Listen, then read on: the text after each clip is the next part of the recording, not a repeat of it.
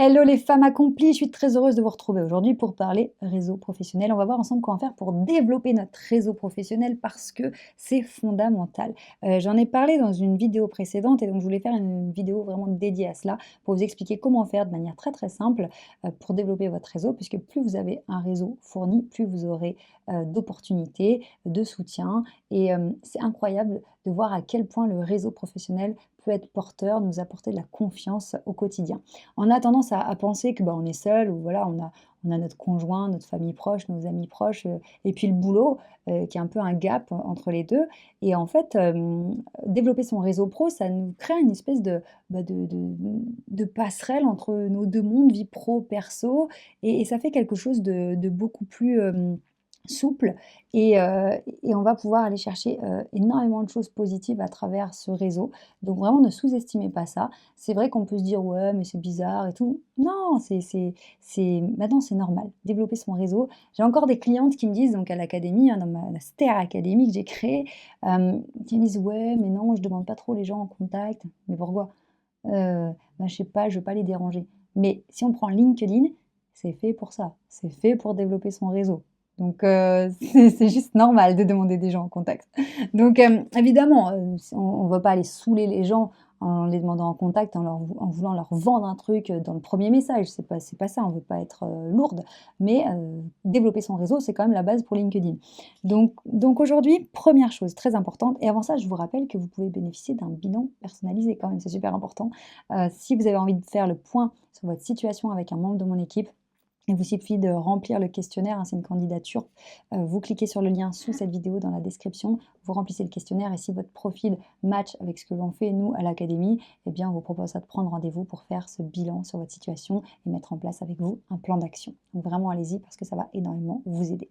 Donc première chose pour développer votre réseau, notamment sur LinkedIn, eh bien c'est d'avoir un profil à jour. Et oui. Et oui, oui, oui. La plupart des gens ont un profil, c'est ni fait ni à faire ou en tout cas pas vraiment rempli ou voilà, pas pertinent. Pourquoi c'est important? Parce que quand on va demander des personnes en contact ou quand on va rencontrer des gens dans la vraie vie et qui vont nous chercher sur LinkedIn, c'est quand même vraiment dommage d'avoir un truc à moitié, pas fini, non, c'est dommage.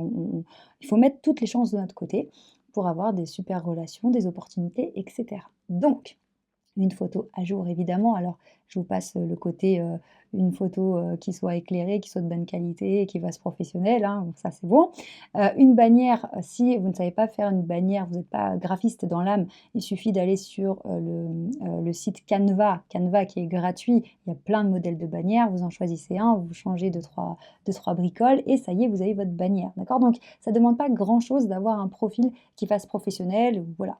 Là, c'est on est là, on est en place. Évidemment, toutes les informations vont être importantes, votre parcours et puis, le petit texte à propos. Voilà, prenez un peu de temps pour travailler ça parce que, ça va faire une grande différence dans le développement de votre réseau. Évidemment, la photo, c'est toujours un petit peu problématique parce que la plupart des gens n'aiment pas se voir en photo, ont des problèmes avec leur image et cetera. Mais si vous avez des difficultés avec ça, vous pouvez faire appel à un photographe, professionnel. On en trouve, vraiment, à des prix abordables. L'idée, c'est pas d'avoir un book de 50 photos, d'avoir juste une photo qui convienne. Donc ça, c'est largement, faisable et réalisable.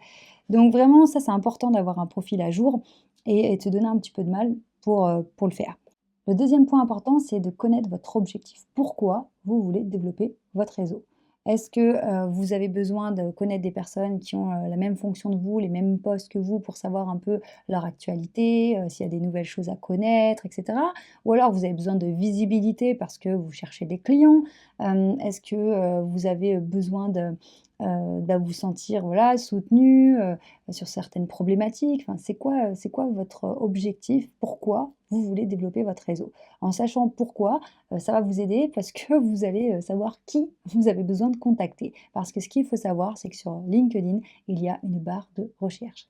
Et oui, elle est peu utilisée et pourtant très, très pratique. Dans la barre de recherche, vous tapez, le nom d'une entreprise, une fonction, une région et LinkedIn va, vous donner, les personnes, qui correspondent à votre recherche et là, ça nous permet de connecter avec des gens de manière pertinente et de ne pas être au hasard, avoir un réseau qui n'a rien à voir avec notre objectif. Donc posez-vous la question, dans quel but je souhaite développer mon réseau et donc à partir de là, bah, qu'est-ce que je cherche? Et j'utilise la barre de recherche pour démarrer mes recherches et mes demandes de contact.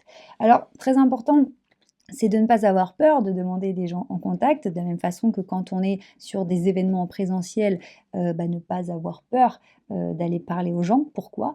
Parce que, je vais vous dire un truc qui est très simple et que je me suis vraiment beaucoup, beaucoup répété pour me donner du courage au départ, quand j'étais jeune entrepreneuse, c'est que les gens ne savent pas que vous existez. C'est aussi simple que ça. Ils n'ont pas connaissance de votre existence sur la planète. Donc à un moment donné, si on veut être connu et reconnu pour notre expertise, si on veut développer nos relations, si on veut être recommandé, si on veut avoir plus de clients, il faut se faire connaître et faire savoir qui on est, ce qu'on a à offrir, etc. Donc c'est de se dire, si je ne vais pas vers ces personnes ne me contacteront probablement jamais ou ne sauront jamais ce que je fais ni qui je suis. Donc on y va. Et le fait de se dire, je veux, montrer que j'existe, je veux montrer, ce que je vaux, parce que c'est comme ça que j'aurai des opportunités derrière. Ça doit être tellement fort, ce fameux «pourquoi je fais les choses», que ça nous permet de dépasser nos peurs. Moi, personnellement, j'avais tellement peur d'être pas crédible, qu'on pense que je suis nulle, insignifiante, qu'on me rejette, qu'on me dise: «Mais non, mais tu sers à rien, pour qui tu t'es pris?» et cetera. J'avais vraiment des très, très, très grosses peurs et je me disais: «Mais non, mais à un moment donné, il faut y aller, sinon rien ne va changer. Je vais rester toute ma vie sur mon canapé devant ma télé, avoir mes douleurs chroniques, ma fatigue chronique, être désespérée». Donc à un moment donné, si tu veux avoir ce que tu n'as jamais eu, fais ce que tu n'as jamais fait. Évidemment, dans une proportion, évidemment, calculée, de risques calculés et pas on n'est pas non plus, barjots à faire des trucs, voilà, insensés. Mais c'est de se dire: «Voilà, j'ai certaines peurs, j'ai certaines réticences et cetera, mais à un moment donné, les gens ne savent pas que vous existez, donc c'est à nous de leur montrer». Autre chose, aussi qui va vraiment nous aider à développer, ce relationnel, c'est d'être plus intéressée qu'intéressante. Alors, qu'est-ce que ça veut dire?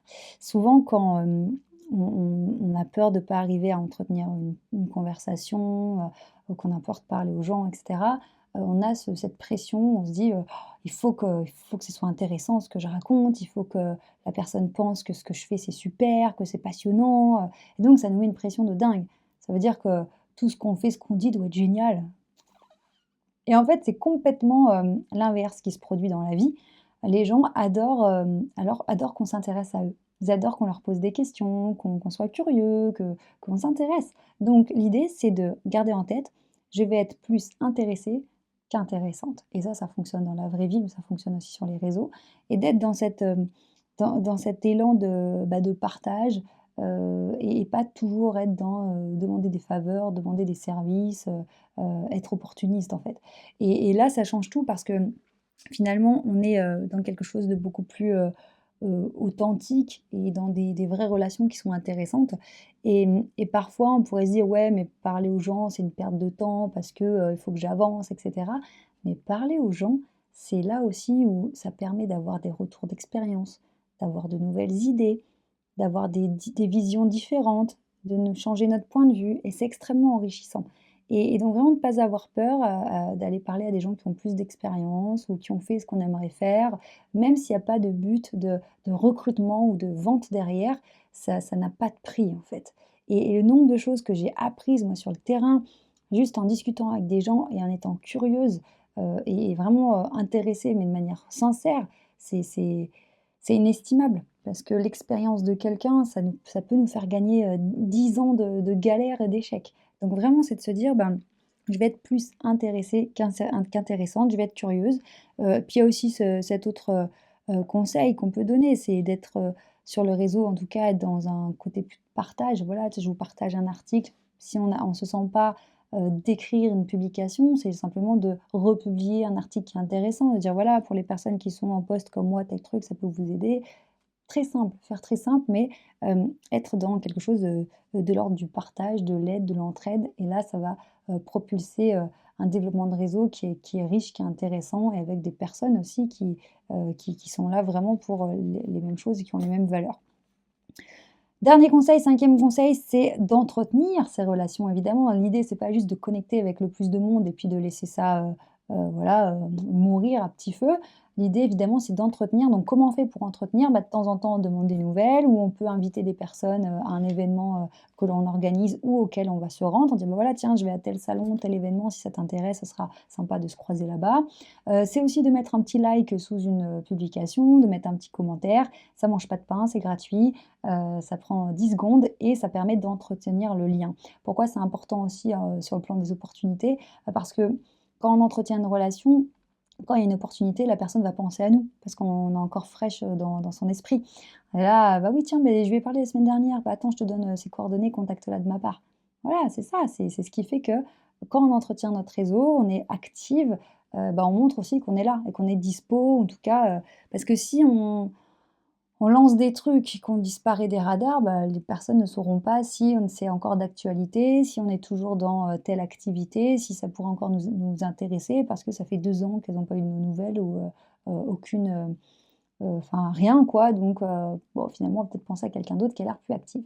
Donc l'idée c'est pas du tout de se mettre la pression, ce n'est pas de se mettre des contraintes, de dire: «Oh là là, il faut que je mette, mon profil à jour, il faut que je fasse des demandes, il faut que je mette des likes, des commentaires, ah là là, la pression de fou». Non, l'idée c'est chacune à son rythme en fonction de ses objectifs, d'avoir bien en tête qu'on a cette possibilité de développer, de se créer un réseau solide et qui peut vraiment, nous aider, nous soutenir, nous propulser et c'est trop bien parce que c'est aussi le côté, ça rend accessible, à tous et c'est ça que j'adore. Personnellement, moi, j'ai pu contacter des gens, que j'aurais jamais pu atteindre dans la vraie vie. Mais simplement parce que je trouve la personne, à travers la barre de recherche, je lui envoie un petit message, sympathique évidemment, la personne me répond et je vais donc avoir une conversation avec quelqu'un que j'aurais jamais pu, aborder, dans la vie réelle et donc finalement cette personne que j'admire ou qui a un poste, waouh, qui est vraiment intéressant pour moi, bah, elle sait que j'existe. 5 minutes avant mon message, elle ne savait pas que j'existais. 5 minutes après, elle sait qui je suis, ce que je fais et elle me trouve sympathique. C'est énorme, ça crée des opportunités dingues et ça fait du bien, c'est inspirant, c'est motivant, c'est trop bien. Donc après évidemment, c'est comme partout, sur le réseau professionnel, il y a des gens avec qui ça match, il y a des gens avec qui ça matche pas, mais ça, bah, c'est les humains. Donc heu, donc c'est pas grave, c'est cool, et on continue. Plein de choses à vous partager, donc on se retrouve très prochainement pour d'autres aventures et n'oubliez jamais que vous méritez de réussir. Ciao.